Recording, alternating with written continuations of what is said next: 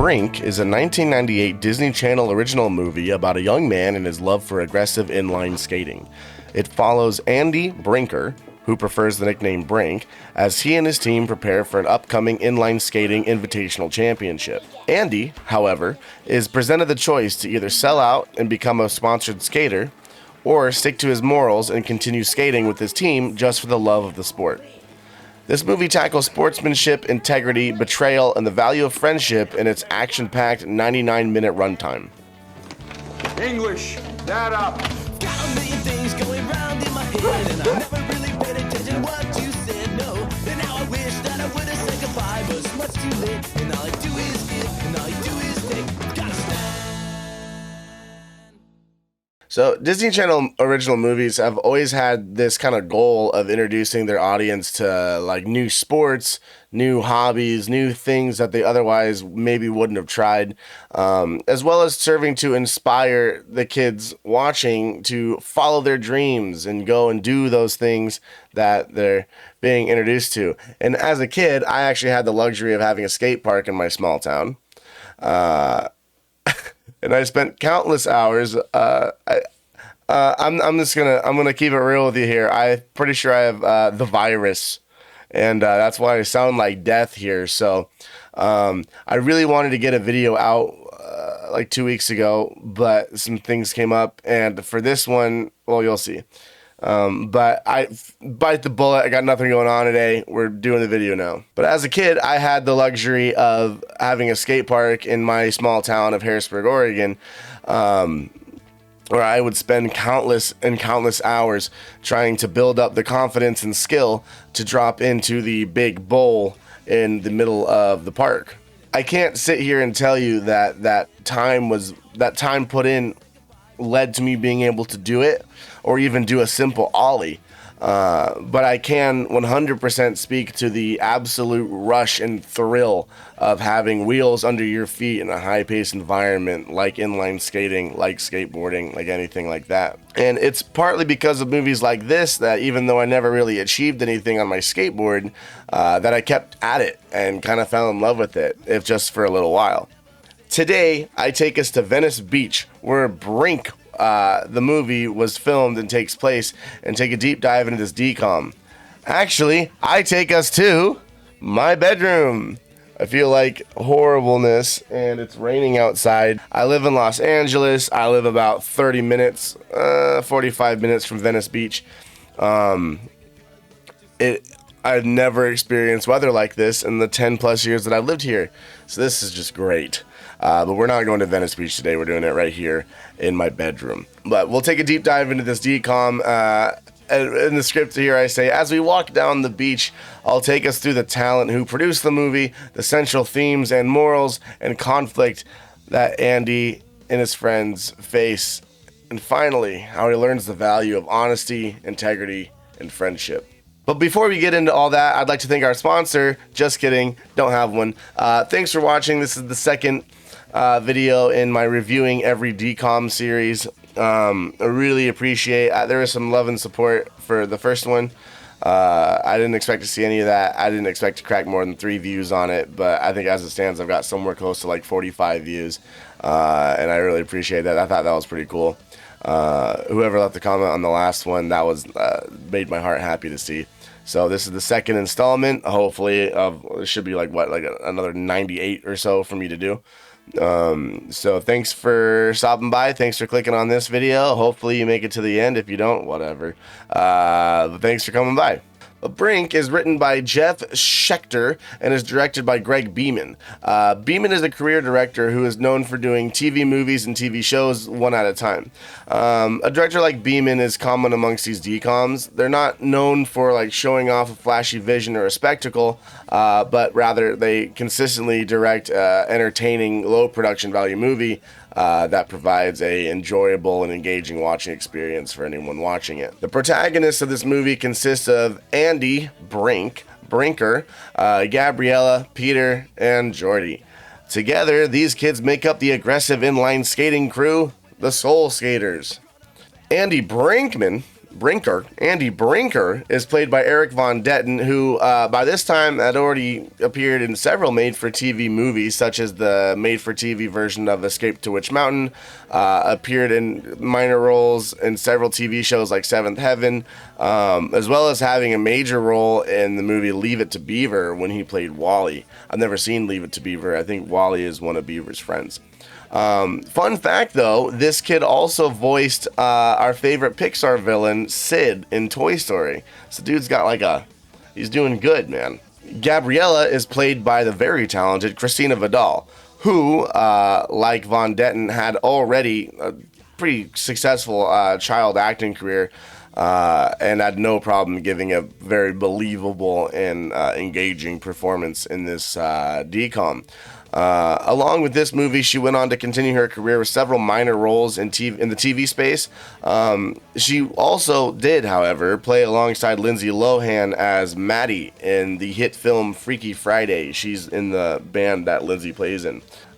Peter is played by Patrick Levis, who actually started his Hollywood career with this movie. This is his first time on screen. Before this, however, he had landed a role in the original Broadway, the original cast of the Broadway musical Big, the musical, based on the 1988 film Big, starring Tom Hanks. And Jordy is played by Asher Gold, who, outside this movie, has had minor roles in several obscure projects throughout the early and mid-2000s.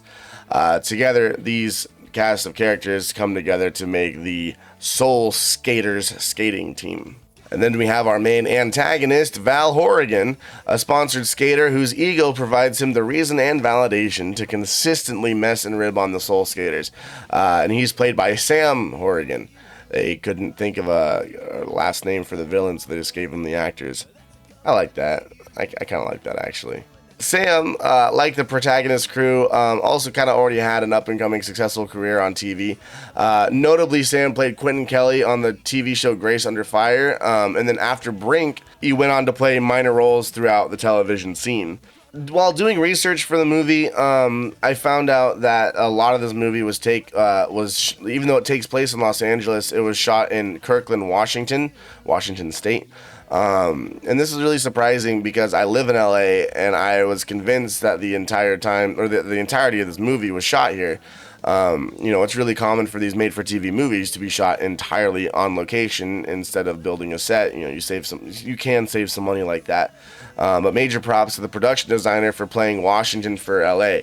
I grew up in the Pacific Northwest, and I can tell you that it is not easy to make the rainy, dull landscape that Washington provides as sunny Los Angeles, California.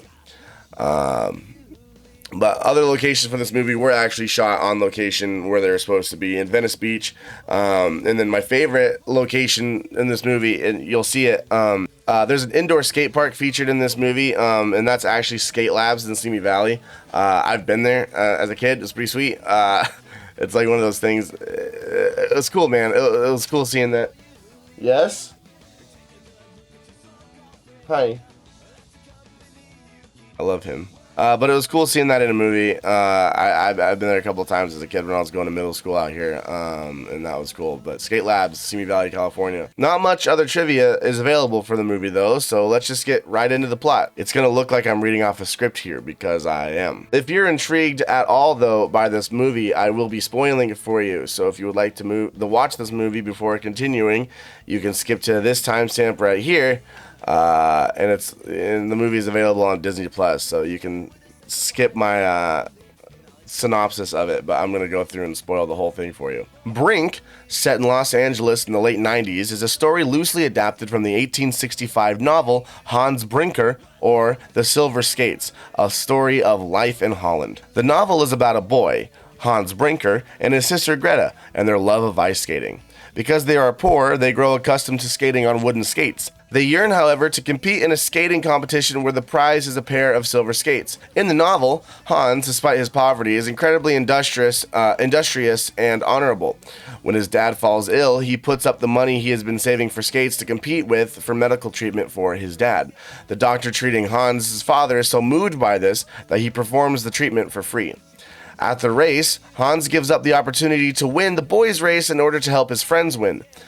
His sister Greta, however, goes on to win the girls' race along with the coveted silver skates. I just synopsized like a pretty big novel into about a paragraph there. The movie actually doesn't follow that.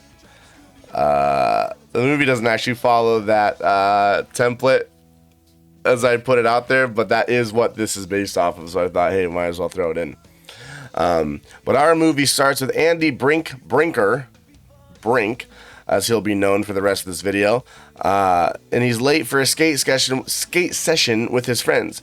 We're given an idea about his family life. Andy's dad is an out-of-work construction foreman on disability for a back injury. At the time we meet him, he's been out of work for around 6 months. He plays the part of the strict, grumpy dad who just doesn't get kids these days and hates skating, or at least the amount of time it takes up in Brink's life. Andy's mom is the classic, happy, supportive mom who's excited at the mere sight of her son. Lastly, we are introduced to Andy's sister, who is the classic, sarcastic little sibling. He is able to meet up with the rest of the Soul Skaters at a nearby bus stop, where he discovers that, due to his tardiness, he's missed the bus. This is where we get an idea of how passionate Andy is about skating. Instead of waiting for who knows how long to catch the next bus, Andy suggests that they skate on down to Venice Beach. The other Soul Skaters protest this until Andy hits them with this gem of a one-liner. When you woke up this morning, did you say to yourself, today I'm gonna talk, or today I'm gonna skate? And I'll tell you this much, Andy Brink. When I woke up this morning, I said to myself that me and my girlfriend are gonna go, nope, that script is out of date. When I woke up this morning, I said, dang, I think I have COVID because I can't smell or taste anything. And then I'm gonna go and analyze, review, and record this film for the DCOM. But as they skate to Venice Beach, we're given a montage of the Soul Skaters doing tricks on the roads and outdoor eateries en route to the Venice Beach skate park. They finally arrive and start to shred it up at the skate park. As they get into their rhythm, they notice an inline magazine photographer at the park and wondering why they're there. That's not English. As they get into their rhythm, they notice that an inline magazine photographer is at the park and they wonder why they're there. It is then revealed that Team X-Bladz and their team captain Val Horrigan is the subject for photography. The Soul Skaters and X-Bladz clearly seem to have some earlier beef. The Soul Skaters insist on skating for fun and the love of the sport rather than being sponsored and skating for money like Team X-Bladz. Because, oh my lord, I'm all over the place. Because the Soul Skaters arrived to the park first, however, they have control of the park and they're in the way of Team X-Bladz. In order to get them off the park to get their pictures, though, Val tricks them off the park and keeps it for the rest of the day. To get back at them, Andy approaches some nearby skateboarders to inform them that Val has been talking mad smack about how skateboarders are talentless and a bunch of wusses, to which the skateboarders head over to Val and his team to reciprocate the beef. So the skateboarder that Brink talks to, I thought for certain at first glance was Matthew Perry, and I'm like, what's Matthew Perry doing in it? Did I not shake my desk? But it's not Matthew Perry. But I also thought it was funny that this group of like seemingly like a grown people go to harass some kids, like, you're talking smack about skateboarders, dude. I'm 35 years old and I'm cool, man. I don't know, that's just what I felt like. I thought that was funny. I thought it was a little funny bit. But the next day is the first day of school and Andy is excited to go while his sister begs to be homeschooled like their neighbors. Andy's mom tells her that she can't be homeschooled because it would be too expensive and that the only reason the neighbors' kids are homeschooled is because they're Mormon. This is one of the times where I actually laughed out loud. Not because of the comedic value of the joke, but like, DCOMs today wouldn't dare be so brave as to say something as shocking as Mormon kids sometimes get homeschooled. But I don't know. I just thought it was kind of funny. Times have changed. I'm just now realizing, like, this whole synopsis thing, like, I'm going to lose a lot of people because I did not do a very good job at this. But I don't know. I think we'll be okay. At lunchtime, the Soul Skaters manage to steal Val's sandwich, put earthworms in it, and give it back to him without him knowing. Val takes a bite out of the sandwich and immediately turns to the Soul Skaters, who are obviously the ones to pull the prank. They decide instead of a fist fight to settle this, that an inline skate race would do better instead. Andy objects as skating isn't allowed at school, but ultimately decides to do it anyway. The race is set up as a relay race between the Soul Skaters and Val and Team X-Bladz. During the race, however, Boomer, one of the X-Bladz skaters, falls and hurts himself. Rather than completing the race, Andy stops and turns back to make sure that Boomer was okay. A crowd gathers and Andy has someone go get the nurse and another person get ice. He completely forgets about the race, making sure that Boomer is okay. Boomer. We then cut to Andy being driven home by his father as he was suspended after the race. His dad, understandably, gives him a considerable amount of flack for this, as his son didn't even make it 4 hours before getting suspended on the first day of school. This mustache is itchy, man. Later that night after they get home, Brink's parents are having a discussion in the kitchen about their finances, and Andy overhears. Due to Andy's dad's disability coming to an end, the parents worry about not having enough money to afford their bills. Andy's dad doesn't yet have a job lined up, and they don't know what they're going to do for money. The next day during school lunch, Val approaches the Soul Skaters to further harass them by letting them know his team is down one member because Boomer will need a month to recover and that the Soul Skaters aren't invited to try out for the team. Andy questions him as to why they would even want to be part of the team, and Val tells him that a sponsored skater like him makes $200 per week. Val leaves and Andy is visibly conflicted. After school, the Soul Skaters return to the skate park for practice, but Andy leaves early to deal with some family stuff. This was a lie, as Andy heads straight over to the X-Bladz indoor skate park, shout out to Skate Labs and Simi Valley, let's go, to try out for the team. It is revealed that behind Andy's back, Val had secretly counted on Andy showing up, as Andy is very talented at inline skating and would be a very valuable addition to the team. Val pretends that he doesn't even want Andy on the team, but lets him try out anyway. He's given a spot on the team, new gear, and $200. He makes Val promise that he won't tell the Soul Skaters that he sold out, and Val agrees under one condition, that he puts some respect on his name out in public. Andy reluctantly agrees. That night, while Andy is having dinner with his family, he tries to tell his parents that he got a skating sponsor by telling them he had an opportunity to skate for money, to which his father immediately shuts down any possibility of that happening. He tries to justify it by saying that he wants to help out with money due to the financial situation of the house. The conversation ends with no reconciliation from his father. That same night, Andy attempts to tell Peter over the phone about his decision to no avail. He tries again the next day at school, but can't build up the confidence to do so. Over the next few scenes, Val harasses the Soul Skaters and Andy doesn't fight back. The Soul Skaters notice something is up with Andy, but can't quite put their finger on it. Andy, in order to not let his friends suspect his new role on Team X-Bladz, begin to split his time between both teams, showing up late consistently to sesh with his Soul Skaters.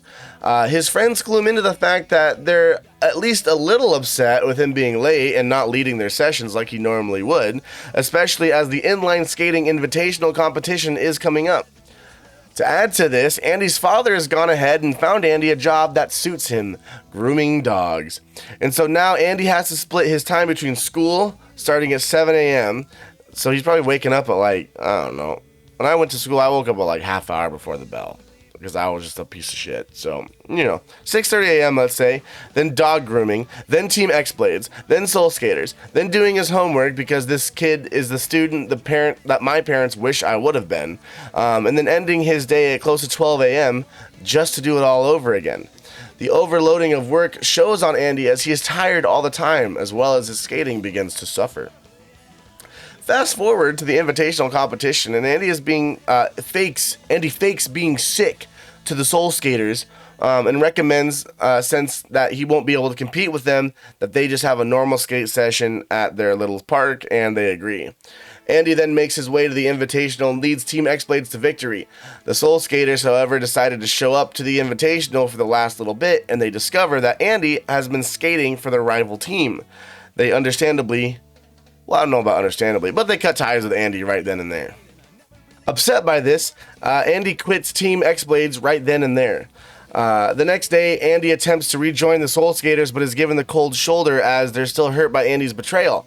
Val swoops in after they leave to make the case for him to continue on with X-Bladz. Boomer, the member that Andy replaced, still isn't fully recovered, and there is a national inline skating championship coming up, the single biggest inline skating competition of the year. And they need Andy to continue skating in Boomer's place. Boomer. I think, what a dumb name. What a dumb, stupid, idiot name. Boomer.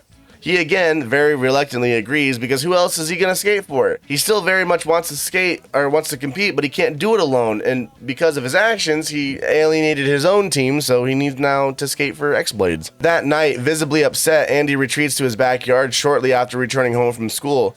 His father awkwardly attempts to talk and connect to his son, but Andy is so distraught that Andy doesn't bother opening up to his father.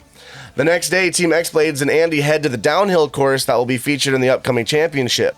While they are there, the Soul Skaters show up to practice on the downhill portion as well. After a short squabble, they agree to race one-on-one for who gets to stay on the course. The Soul Skaters put up Gabriella as their skater, and Val forces Andy to skate for X-Bladz. Val, if you haven't already noticed, is a dick. Before they start the race, Val whispers into Andy's ear that on the last turn of the race to hug the outside of the turn. He then heads down the hill to the finish line. The race commences and Gabriella and Andy are neck and neck. As they approach the last turn at high speeds, Val spreads gravel on the inside of the turn that they're going to turn on, which despite Andy trying to tell her during the race to hug the outside, Gabriella hugs the inside and she crashes into the road, rolls, injuring herself. Andy, like the last race, immediately drops what he's doing to make sure she's okay. Andy doesn't finish the race. That night he goes to visit Gabby at her home to check in. She speaks with him to try to remind him that he's not the guy that he's been the last month, that skating should be for the love of the sport and not about money, because once you start skating for money, you lose the love for it and you ultimately sell out. Later that same night, Andy is sitting and reflecting in his garage when his dad tries to have a conversation with his son.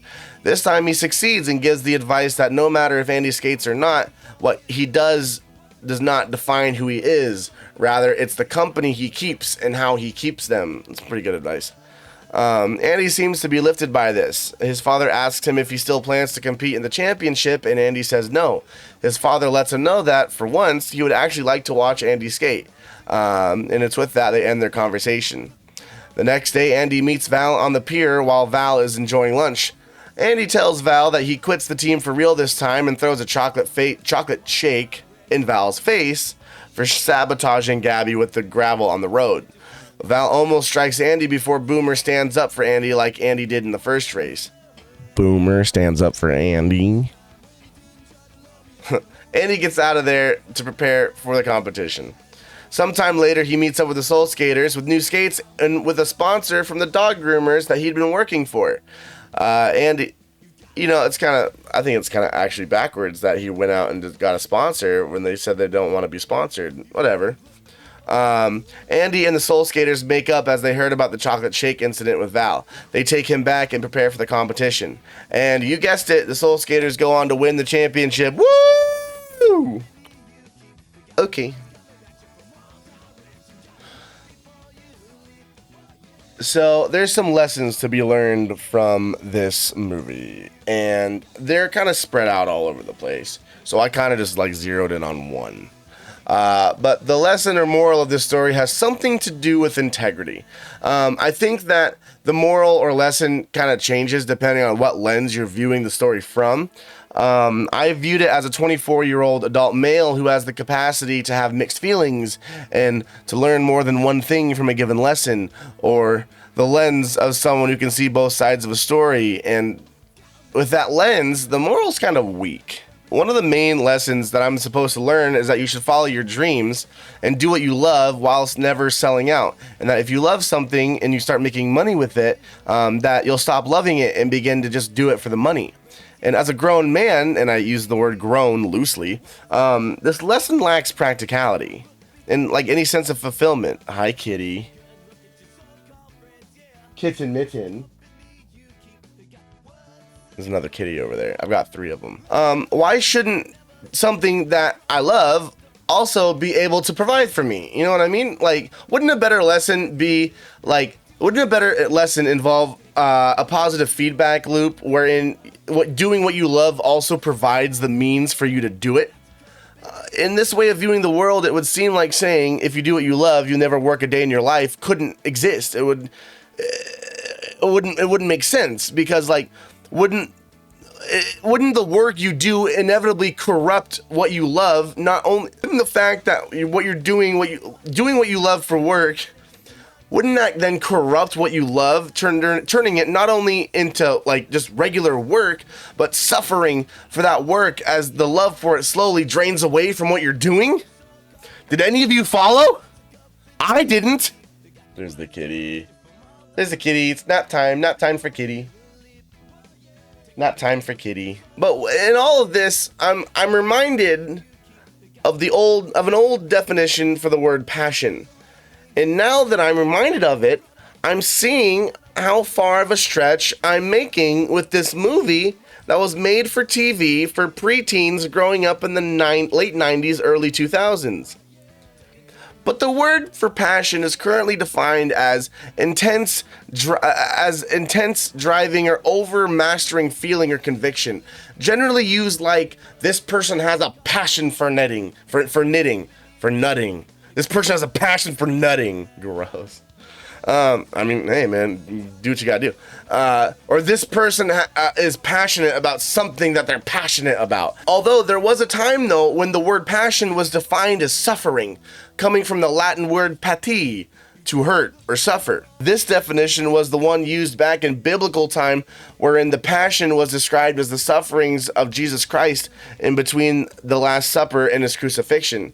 Now, I could talk for around 127 minutes about the Passion of the Christ, or you could save no time at all and watch the Mel Gibson movie of the same name. For our sake, I'll assume you know the story and the horrors that whether you believe in him as our Lord and Savior or not, he suffered at the hands of the Romans and the people around him.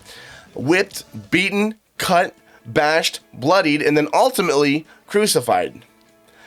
It is these things that describe the passion, and this helps us understand the suffering and pain that the word is talking about. So then how do we get from horrendous pain and suffering to how we use the word today?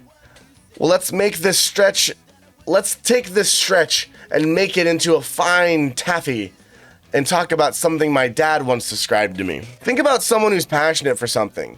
Think about a chef who's passionate about their craft, a thespian who is passionate about their stage, or a mother who is passionate about raising and caring for her children. In the chef's case, they've likely spent years upon years learning and perfecting the art of putting food before a diner that is something of art both to the eye and to the tongue. The years of work, the knife wounds, the sleepless nights, the cigarette addiction, the pointless jobs that they hate in order to pay for the schooling or training needed to become the Michelin star earning chef that they so long to become. Or in the thespian's case, think of the times they spent performing to nobody, the more sleepless nights trying to get the line just right, or memorizing a 6-page monologue, or the mental anguish they deal with as they debate in their head whether or not they really have what it takes to make it on the big stage, or the conversations with their parents about how they haven't chosen a path that leads most commonly to disappointment and underachievement. Or in the mother's case, the 18-hour labor without an epidural, the even more sleepless nights, the boogers, the vomiting when they get sick, the dealing with the little snot friends that they have when they get old enough to be social, and all of the other horrible things that I assume seem to come with raising children. Each of these three scenarios involves people enduring a level of suffering, maybe different levels at different times, but suffering nonetheless. The suffering isn't for nothing, though. It's in the pursuit of a goal, or the pursuit of love, or pride even. If Jesus had went through all that suffering without the belief that it was to cleanse and atone man for all of their sins, they wouldn't call it the passion. They would just call it unfortunate. Your passion is the suffering you endure for something that you love. Being passionate is willing to endure the passion for something you deem as worth it. I'm currently passionate about making DCOM reviews. The suffering I endure is writing and rewriting these scripts. As I found out with the last video, I only really like the watching the movie part and the filming my stuff part. So how does this all tie into Brink? Like we discussed earlier, the soul skaters skate for the love of the sport. But can I say that they're passionate about it? Will they suffer for it? Well, maybe.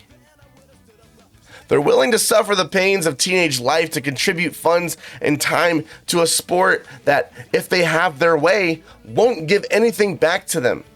They do it simply because it's worthwhile. For them, it may be only a passion because they refuse to let the sport become adulterated by fame or money. And I think that with everything that we've laid out, they're passionate about the pure, unadulterated, childlike sport of inline skating. But that's just it, isn't it? Childlike. None of what we have talked about has probably occurred to them. They're children. They don't need anything to be passionate about. They love to skate, and they hate the idea of it becoming a grueling job that they have to go and work and grind at. And they hate the thought of them one day turning into a washed up, disappointing adult who has lost the spark that they once had. They just want to be kids and skate. They don't want any of the adult stuff that comes with being sponsored and selling out. And that brings us to the other lens in which you could learn lessons from this movie. The lesson of a likely 12-year-old watching this movie. And that lesson is, wow, cool, yeah, man. Follow your dreams, do what you love, don't sell out. Stick with your friends and you'll always be happy, dude. Got a million things going round in my head, and I never really paid attention what you said, no. And now I wish that I would have said goodbye, but it's much too late, and all I do is give, and all I do is take. In conclusion, this one I'm going to score rather arbitrarily because I spent way too long on that passion bit, and I feel horrible. I feel so bad right now. I don't want to go to sleep. But all in all, I liked the movie for sure, but on rewatch, it was a bit of a pain.